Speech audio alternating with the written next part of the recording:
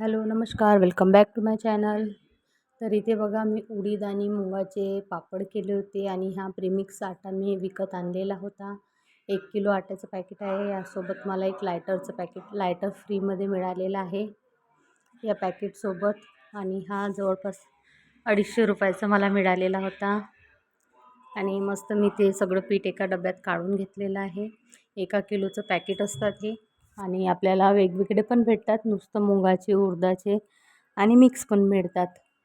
तर मी हे मिक्स आणलेले आहे. आणि इथे मस्त आपलं साधं साधं नॉर्मल वॉटरने आपल्याला याला चांगलं भिजवून गोळा घट्ट असा एकदम कडक भिजवायचा आहे. आपल्याला घट्ट गोळा तयार करून घ्यायचा आहे याचा.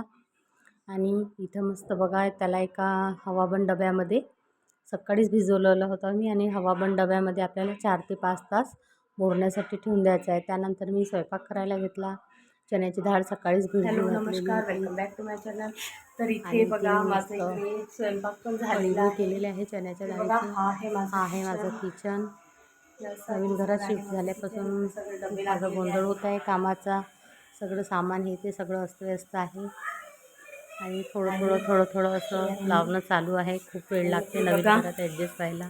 मस्त हे यम्मी बघा मस्त यम्मी असे गरम गरम यम्मी असे चण्याच्या डाळीचे असे मस्त कढीगोळे आणि केलेले इथे आहे. माझा कुकर पण होत आहे. आणि आणि आता मी स्वयंपाक करत हे आहे. सगळं स्वयंपाक झाल्यानंतर मला पापड करायला पण बसायचं होतं, म्हणून पटापट मी स्वयंपाक आवरून घेतला. आणि त्या दिवशी गुरुवार होता, तर आपलं हळदीचं लेपन वगैरे केलं, चौकटाची पूजा वगैरे करून घेतली, रांगोळी वगैरे टाकून धूप दीप नैवेद्य करून सगळं स्वयंपाक झाला, पूजा वगैरे झाली, उंबरठा पूजन पण करून घेतलं. तुम्हाला तर माहीतच आहे, आपण गुरुवारी शुक्रवारी सगळं असं ह्या दिवशी आपल्या उंबरठ्याचं पूजन करतो. मी नेहमीच करते. आणि इथे थोडी गडबड होती म्हणून शॉर्टकट्समध्ये छोटीशी रांगोळी काढली, बाहेर एक छोटासा वेल काढला आणि अशीच उंबरठ्याची पूजा करून घेतली. त्यानंतर सगळे घरचे पण कामं आवरून घेतले. आणि इथं देवांश बसला होता मला गोष्टी विचारत, हे कसं ते कसं, म्हणून इथे मस्त पूजा आवरून घेतली. पटपट कामं पण झाले माझे. आणि थोडंसं मी जेवण पण टाइम टू करून घेतलं, पापड कारण मेकिंग. त्यानंतर मला करायचे होते पापड तर करायला आहे पापड बसायचं. मुरलेला.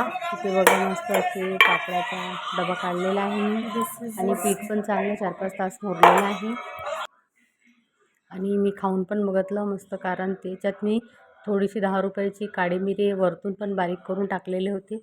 तर मस्त अशी तिखट आणि मस्त अशी यम्मी झाले होते. खूप मस्त टेस्ट येत होती ह्या उंड्याची.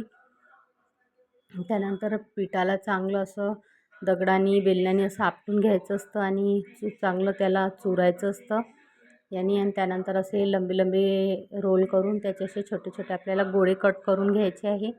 आणि असे छोटे छोटे उंडे करून घेतलेले आहे.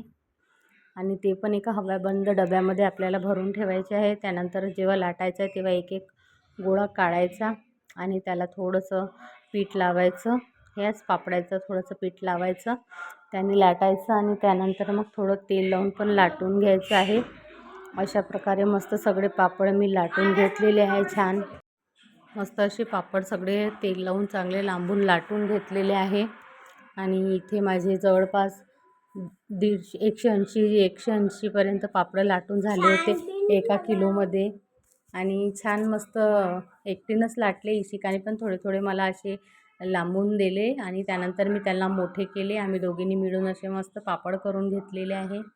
इथे बघा मस्त असे पातळ पापड करून घ्यायचे आहे आपल्याला. आणि जवळपास माझे 180च्या जवळपास पापड झालेले होते. आणि तुम्हाला आमचे व्हिडिओ कसे वाटतात प्लीज मला कमेंट्स करून सांगा. आणि आमच्या चॅनलला लाईक करा आणि सबस्क्राईब करा. आणि तुमच्याकडे पण असे पापड करतात का ते पण मला कमेंट्स करून नक्की सांगा. असे बघा मस्त. आणि त्यानंतर मग इशिकाच्या काही मैत्रिणी वगैरे पण आल्या होत्या, त्यांनी पण मला थोडी मदत केली. शेवटचे पापड राहिले होते, तर 2 दिवसात मी हे सर्व पापड 1 किलोचे करून घेतले. यावेळेनं मी जास्त नाही केले, फक्त 1 किलोचे पापड केलेले आहे, कारण मला अजून दुसरे पण पापड करायचे होते आणि खूप वेळ लागतो एकटीला करायला. म्हणून मी आलू साबुदाण्याचे चकल्या वगैरे ते पण पापड केलेले आहे. आणि ते बघा मस्त असे फॅनखाली ते पापड सगळे सुकून घ्यायचे आहे. आणि त्यानंतर दुसऱ्या दिवशी आपल्याला ते थोडेसे सकाळच्या कवळ्या उन्हामध्ये थोडीशी त्यांना ऊन दाखवायची आहे. असे उन्हात आपल्याला ते वाळवून घ्यायचे आहे. आणि हे बघा मस्त असे हवाबंद डब्यामध्ये आपल्याला त्यानंतर ते ठेवायचे आहे. आणि ह्या पापडांना आपण भाजून पण खाऊ शकतो आणि तळून पण खाऊ शकतो. दोन्ही प्रकारे खाऊ शकतो ते पापड आपण. आणि दिवसभर असा सगळी कंबर दुखली माझी हे पापड करू करू. आणि इकडे देवांशची मस्ती पण सुरू होती पापड करताना. हे बघा असे सगळे पापड एकावर एक अशी थप्पी लावायची आहे आपल्याला. वाढले का असे एकावर एक जमा करून ठेवायचे आहे. आणि दुसऱ्या दिवशी पण असेच लाटून घेतले आणि पापडं एका डब्यात भरून ठेवले आणि दुसऱ्या दिवशी सकाळच्या उन्हामध्ये मस्त असे वाळवून घेतले. थँक्यू. लाईक करा आणि सबस्क्राईब.